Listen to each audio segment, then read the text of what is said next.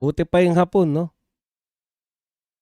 Nanawagan po sa United Nations. Ito po, regular session ha.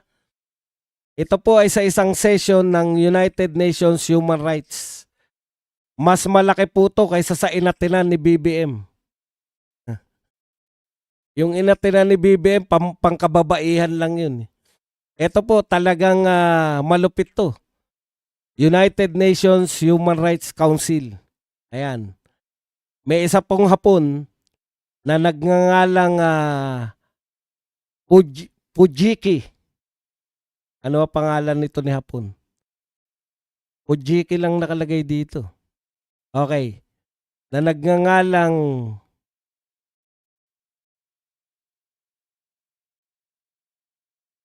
Shunichi Pujiki. Nagsabi po siya, ay nanawagan po siya sa United Nations na makialam na rito sa mga sutil na ICC at palayain na po si Tatay Digong. Ayan. Nagbigay po ng pahayag sa United Nations Human Rights Council ang Japanese senior researcher ng International Research Institute of Controversial Histories na si Shunichi Fujiki. Okay lang ba boses ko? Naririnig nyo pa ba ako kahit paus? Pasensya na kayo ha. Paus talaga eh. Pinipilit lang natin para maging normal lang kasi tulog lang ako ng tulog eh. Okay. Hiningi po ni Shunichi Fujiki sa United Nations Human Rights Council na nanawagan ng agarang pagpapalaya kay dating Pangulong Rodrigo Duterte. Dahil po sa pagkakadetinin nito o pagkakakulong sa dahig, kaugnay ng kasong inihain sa International Criminal Court. Ayan. Ito po ay nilabas ni Fujiki sa panahon po ng nagkakaroon po ng general debate ang United Nations Human Rights Council. O UN na po to ha. Ang UN po mas mataas po kaysa rito sa ICC. Kaya yung mga nagsasabi po na ICC, di hamak po na mas mataas ang UN kaysa rito sa ICC na to.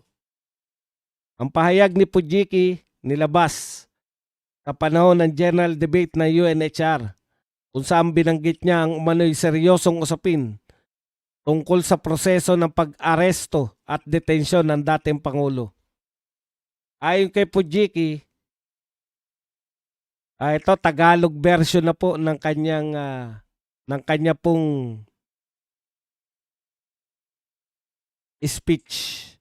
Nandito ako upang kondinahin ang isang matinding kawalan ng katarungan. Ang 80 taong gulang na dating Pangulo ng Pilipinas na matapang na lumaban sa iligal na droga upang protektahan ang milyon-milyon ay umano'y iligal na inalis sa kanyang sariling bansa at pinanatili sa matagal na pre-trial detention ng ICC sa dahig. Okay. Ito ay isang politikal na pag-uusig at hindi hustisya. Ang kasalukuyang administrasyon ay umanong nagpa-extradite sa kanya ng walang due process. Nilaktawan ng mga korte ng Pilipinas at nilabag ang pambansang soberenya. Ang mahigit na 1 taon na pre-trial detention ay nagbubukas ng malalim na tanong kung nasusunod ba ang sariling alituntunin ng ICC na nagtitiyak ng makataong pagtrato at mabilis na paglilitis. Hinihiling namin sa konsehong ito, yun nga po sa United Nations, na magsagawa ng humanitarian review at agarang pagpapalaya kay Pangulong Duterte Ang hustisya ay dapat patas at hindi gawing sandata laban sa mamamayan. Hindi mapapatahimik ang tinig na nakararaming Pilipino. Okay. Yan pong pahayag na yan ay lumabas sa gitna ng patuloy ng pandaigdigang diskusyon tungkol sa jurisdiksyon ng ICC, lalo na matapos umatras ang Pilipinas sa korte noong 2019 sa panahon ng administrasyon ni Duterte. Hanggang ngayon, nanatiling mainit na usapin sa loob at labas ng bansa ang kaso laban sa dating Pangulo. Mga kapatid, nararapat na tayo po ay magpasalamat dito sa hapon na to. Mabuti pa yung hapon, concern sa atin. At wag nyo pong maliitin to dahil United Nations po to. Yung mga bansang hindi po kasapi ng ICC, kasapi po rito sa UN. Kaya kung meron pong makakapagpalaya kay Tatay Digong, ito pong United Nations na lang dahil korap at sutil ang mga taga-ICC. Napapaikot ng mga politiko dito sa Pilipinas. Mga mukhang pera ang mga taga-ICC. Payaran. Mga hinayo pa kayo. O yari kayo sa United Nations ngayon. Makikialam ng United Nations. Dapat makialam ang United Nations dahil kami ay kasapi ng United Nations. Pero hindi na kami kasapi ng ICC na yan. Tintik na ICC yan. Korap. Nababayaran. Napapaikot. Anong klaseng korte yan?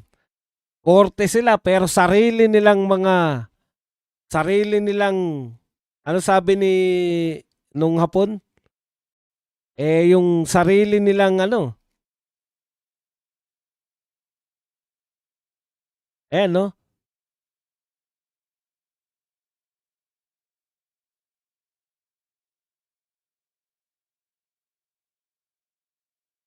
Nasusunod ba ang sariling alituntunin ng ICC? Sarili nyong alituntunin ICC, hindi nyo sinusunod. Mapakulong lang si Duterte. Ano yung alituntunin nila na hindi nasunod? Ipadaan sa local court. Walang dinaanan na local court. Walang nag-utos na local court na dakipin ng ICC si Tatay Digong. Yan po. Ikalawang nilabag ninyo sa alituntunin nyo. 1 taon matapos na mag-withdraw ang Pilipinas, wala na kayong jurisdiction. Yan ang sinabi ni Minardo Guevara. Pero siya po, si Minardo Guevara po, ang Solicitor General noon. Ibig pong sabihin, siya po ang abogado ng gobyerno ng Pilipinas. Tahasang sinabi ni Minardo Guevara, siya lang po. 3 sila na nagsasalita na walang jurisdiction ng ICC. Si DOJ Secretary Boying Remulla, si Pangulong Marcos, at si Minardo Guevara. Bumaliktad na yung dalawa. Baliktarin naman yung dalawa. Si Minardo Guevara na abogado po ng gobyerno ng Pilipinas, tahasan niyang sinabi, walang jurisdiction ang ICC dahil tapos na yung 1 year na dapat habulin na nila. Kasi kung walang katapusan, para saan pa na umaalis ang bansa sa ICC kung habang buhay pa rin nilang may jurisdiction? Bakit pa aalis yung isang bansa kung kahit umalis ka ilang taon pagkaalis mo, may jurisdiction pa rin? Imbis po na pakinggan ang abogado ng gobyerno ng Pilipinas, tinanggal ni Marcos at pinalitan. Yan po ang katotohanan. Kunwari, pinag-resign, siya lang naman yung gusto palang tanggalin. Kaya po kami nagpapasalamat kay Shunichi Fujiki sa iyong pagtatanggol sa aming Pangulo. Pangulong Duterte, diyan po sa United Nations. Anong silbi ng ating representative dyan sa United Nations? Sino ba representative natin? Romualdez? Kaya pala eh. Ano naman ipagtatanggol si Duterte? Romualdez pala eh. Tik na yan. Pamilya kayo ng mga salot. Salot na pamilya. Buti na lang may mga Hapon na, at ang bait nitong Hapon ha, dahil yung kanya pong speech ay sinishare po ng mga Pilipino. Akalain nyo nagpasalamat pa sa atin? Salamat daw sa mga Pilipinong nagsishare ng kanyang speech sa UN. Siya na nga yung tumulong sa atin, siya pa'y nagpapasalamat. Itong mga Pilipino na naturingang gobyerno, magtatanggol sa bawat Pilipino, wala lang. Sila po yung nagpakulong.